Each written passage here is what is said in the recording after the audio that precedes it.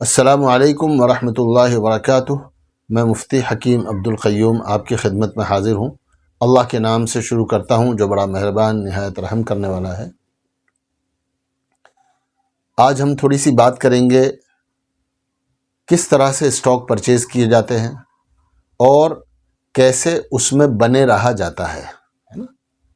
आम तौर पर लोग शिकायत करते हैं और हर एक नए आदमी के साथ ये होता है, हर एक नए आदमी के साथ ये होता आ रहा है कि जब हम कोई स्टॉक ख़रीदते हैं, अगरचे हमने वो स्टॉक ख़रीदने के लिए जो है छोटी मोटी अपनी तहक़ीक़ भी कर ली हो, हम ज़्यादा अच्छे नहीं हैं फंडामेंटल्स में और टेक्निकल्स में, किसी के कहने से या कहीं किसी से सुनकर कोई स्टॉक आपने ले लिया।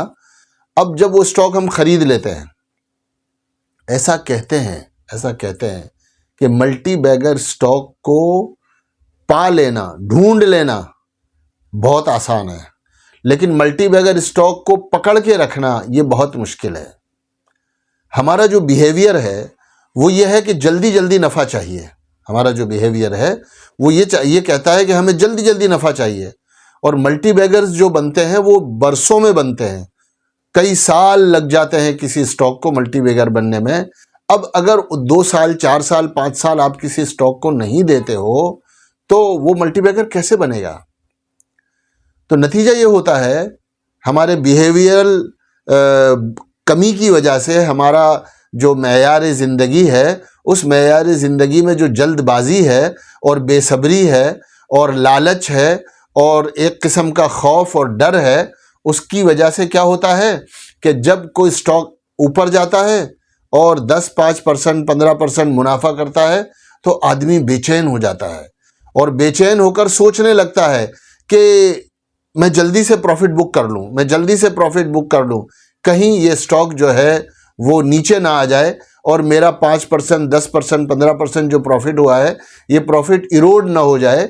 इसलिए आम तौर पर जैसे ही आदमी प्रॉफिट में जाता है तो अपने स्टॉक को बेच देता है।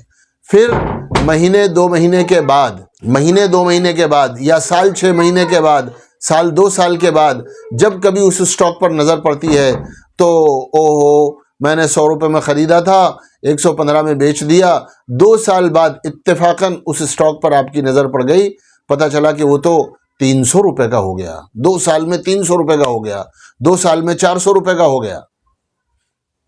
हाँ, इवन जो लोग सिर्फ टेक्निकल से जुड़े रहते हैं, जो लोग सिर्फ यानी जानने वाले हैं, सिर्फ टेक्निकल से जुड़े हुए हैं, मैंने खुद 2 लोगों की बात सुनी है जो लोग पैटर्न देखकर स्टॉक बाय करते हैं। मिसाल के तौर पर आपने कप एंड हैंडल का एक पैटर्न देखा। अब कप एंड हैंडल का पैटर्न देखा आपने तो आपने उसकी डेप्थ को मेजर किया और उसकी डेप्थ मिसाल के तौर पर 100 रुपये की थी, 200 रुपये का स्टॉक था, 100 रुपये की उसकी डेप्थ निकली। आपने वो डंडा उठा के ऊपर रख दिया और कहने लगे कि भाई इसके ऊपर अगर ये जाएगा, यहाँ से ब्रेकआउट देगा तो ये 100 से 200 रुपये का हो जाएगा। तो आपने अपना टारगेट लगा दिया। टारगेट लगाने के बाद जब वो 200 रुपये का हुआ तो आपने बेच भी दिया, 100% प्रॉफिट किया उसमें से।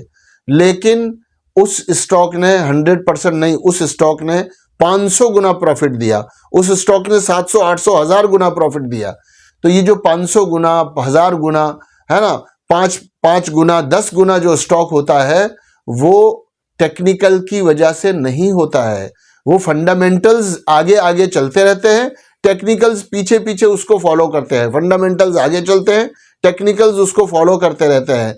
इसीलिए आप जो देखते हैं ना कि कोई स्टॉक भागा चला जा रहा है, मार्केट का सेंटिमेंट पूरा का पूरा खराब है, लेकिन एक स्टॉक है उसकी प्राइस ऊपर जाए जा रही है, बिल्कुल रुकता ही नहीं है। निफ्टी 50 में से 2 स्टॉक की आपको मैं मिसाल देता हूं। निफ्टी 50 में रिलायंस भी है, निफ्टी 50 में TCS भी है, निफ्टी 50 में बजाज ऑटो भी है, लेकिन 2 या 3 स्टॉक की मैं मिसाल दे सकता हूं आपको जो कभी भी डाउन ट्रेंड में नहीं गए। उनके बढ़ने की रफ्तार थोड़ी थोड़ी है, लेकिन वो हमेशा सीधे सीधे ऑलमोस्ट सीधे सीधे ऊपर जाते हैं उनमें से एक एयरटेल है, भारतीय एयरटेल। आप देखो उसका चार्ट, आप उसका चार्ट डेली के बेस पे देख लो, चाहे वीकली के बेस पे देख लो, चाहे मंथली के बेस पर देख लो। वो उसका चार्ट जो है 300, 400, 600 रुपए से बढ़ते बढ़ते बढ़ते बढ़ते बिल्कुल सीधा 23 डिग्री पर वो ऊपर जा रहा है। ऐसे ही एक और स्टॉक है, वो भी उसकी चाल भी मैंने इसी तरह देखी है, वो है GSW स्टील। टाटा स्टील वैसा नहीं है, लेकिन दोनों एक ही ग्रुप के हैं और निफ्टी 50 के स्टॉक हैं, लेकिन टाटा स्टील की चाल अलग है और JSW स्टील की चाल अलग है। उसको आप देखोगे तो वो सीधा ऊपर की तरफ धीरे धीरे धीरे धीरे धीरे चलता रहता है। तो मल्टीबैगर स्टॉक, ये दोनों निफ्टी 50 के अंदर मल्टीबैगर स्टॉक है। निफ्टी 50 में हम मल्टीबैगर स्टॉक ढूंढने के लिए छोटे छोटे स्टॉक, छोटी छोटी कंपनियां और SMEs में कहां कहां आदमी घूमता रहता है। आप देखो कि पिछले 5 साल में एयरटेल ने कितना मुनाफा किया, यानी एयरटेल ने कितना जो है ग्रो किया और JSW ने कितना ग्रो किया। तो जब कोई स्टॉक आप लेते हो तो उस स्टॉक में जब प्रॉफिट आता है तो हमारे अंदर फियर पैदा होता है, और फियर के पैदा होने की वजह से हम उसको जल्दी से बेचने के फिराक में लग जाते हैं। लेकिन जब कोई स्टॉक नीचे जाता है, ऊपर जाता है, तब सिर्फ फियर काम करता है। जब नीचे जाता है ना, तो फियर और ग्रीड दोनों काम करते हैं। लालच भी काम करता है और डर भी काम करता है। लालच ये है कि ये कहीं ना कहीं से घूम के वापस ऊपर आ जाएगा, और डर ये है कि अगर मैंने बेच दिया, 100 रुपए का माल 90 रुपए का हो गया, मैंने उसको बेच दिया। 90 रुपए का माल 80 रुपए का हो गया, मैंने अगर उसको बेच दिया तो मेरे 10 रुपए का लॉस हो जाएगा, मुझे 15 रुपए का लॉस हो जाएगा, मुझे 20 रुपए का लॉस हो जाएगा। लेकिन आदमी कब बेचता है पता है? कोई कहेगा उसे कि भाई ये स्टॉक नीचे जा रहा है, और ये नीचे जाने का इसका रीजन जो है वो इसके फंडामेंटल्स की खराबी है। इसके फंडामेंटल्स की खराबी है। जैसे आप मिसाल लो, साल 1.5 साल पहले की मिसाल है। वोडाफोन का जो है वो QIB आया था, तब वो 10-11 रुपए का था। उसने 20,000 करोड़ रुपए का QIB किया है। 20,000 रुपए का करोड़ का QIB करने के बाद वो स्टॉक चला चला यहां तक कि 18 रुपए चला गया।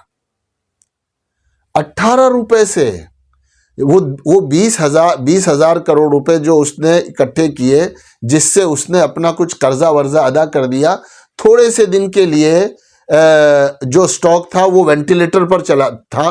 थोड़े से दिन के लिए उसको जो है दवा दारू दी गई और वो थोड़े से दिन के लिए अच्छा हो गया। हमने उससे भगाकर 18 रुपए ले गए। अब जिस आदमी ने उसको 18 रुपए में खरीदा होगा, जब वो 6 रुपए गया, 18 रुपए का स्टॉक वापस गिरते गिरते गिरते गिरते गिरते, आप चार्ट देख लेना, 6 रुपए आ गया।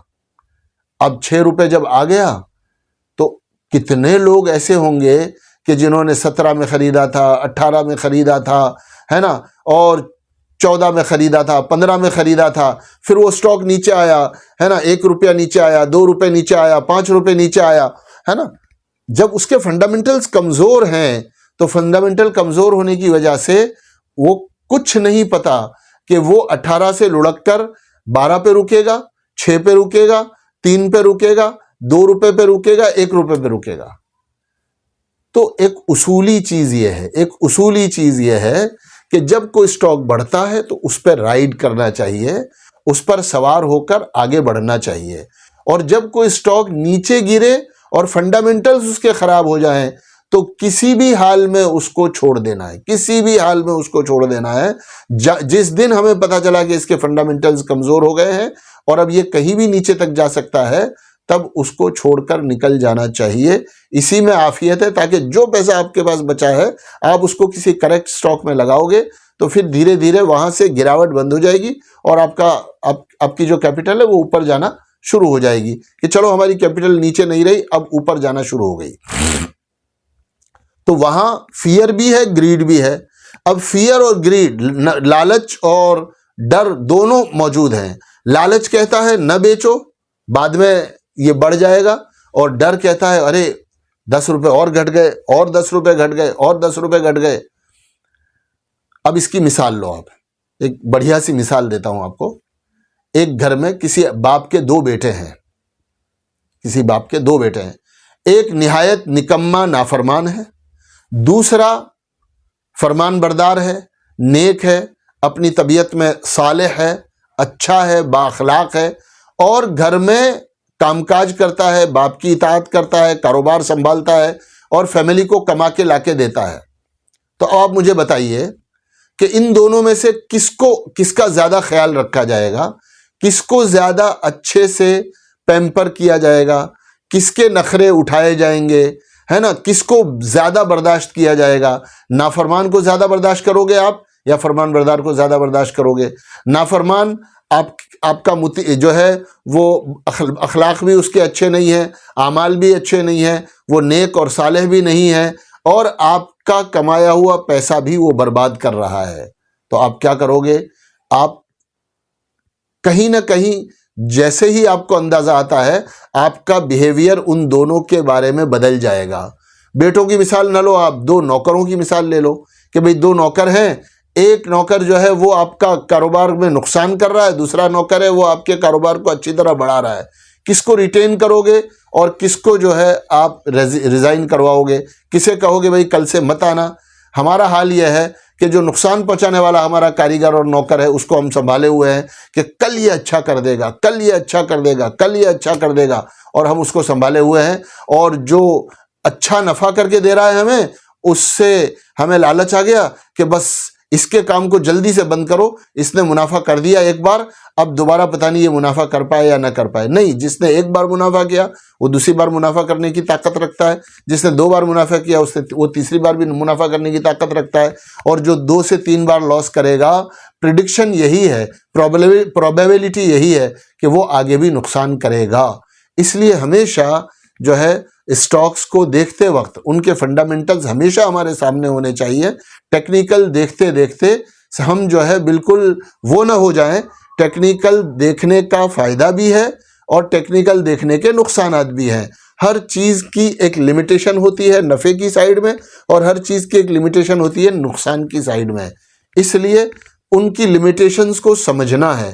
फंडामेंटल्स जो है वो सबसे अव्वल है, मैंने पहले भी मिसाल दी थी उसकी आपको, और टेक्निकल्स जो है वो ज़रूरी है टाइम करने के लिए और उसकी चाल को समझने के लिए, और उसके साथ साथ जो है फंडामेंटल्स को हमें देखते रहना है। अगर ग्रोथ है स्टॉक में तो हम नफ़े पर राइड करेंगे, प्रॉफिट पर बैठे रहेंगे, और जब तक बैठे रहेंगे जब तक उसका ग्रोथ बना रहता है, चाहे बीच बीच में वो रुक जाएगा, कंसोलिडेट करेगा, बीच बीच में उसमें कुछ थोड़ा बहुत करेक्शन भी आएगा, इसलिए कि सारे के सारे लोग एक ही स्टॉक में 2 साल तक 4 साल तक बैठे रहे, ऐसा पॉसिबल नहीं है।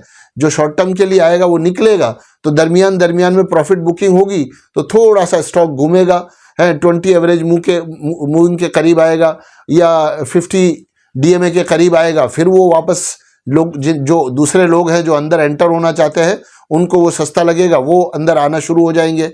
फंडामेंटल्स इंटैक्ट हो तो टेक्निकल्स जो है वो खुद ब खुद टेढ़े होकर सीधे हो जाएंगे, लेकिन अगर फंडामेंटल इंटैक्ट नहीं है तो टेक्निकल कुछ भी काम नहीं आते। इसलिए अपने इस ग्रीड और फियर को, यही मुझे असल बताना है कि अपने इस ग्रीड और फियर को हमें क्या करना है, कंट्रोल करना है।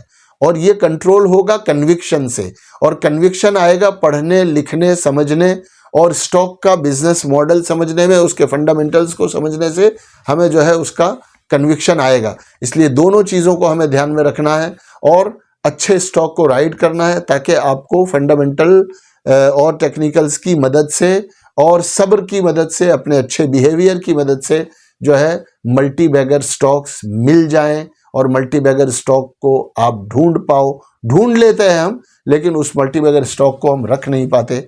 उम्मीद है मेरी ये बात आपको फ़ायदा करेगी, मेरे लिए भी नफ़े बख्श होगी। अगर मेरी बात अच्छी लग रही है तो आप इसको शेयर करो, इसको जो है लोगों तक पहुंचाओ, हमारा वीडियो दूसरे लोगों तक पहुंचाओ, और इसको सब्सक्राइब करो, इसको शेयर करो, लाइक करो, और अपनी ज़रूरत की बातें जो है वो हमें लिखो। हम इंशाल्लाह उसका जवाब देंगे या उसका वीडियो बनाकर जो है हम उसको आगे फॉरवर्ड करेंगे। अस्सलाम वालेकुम।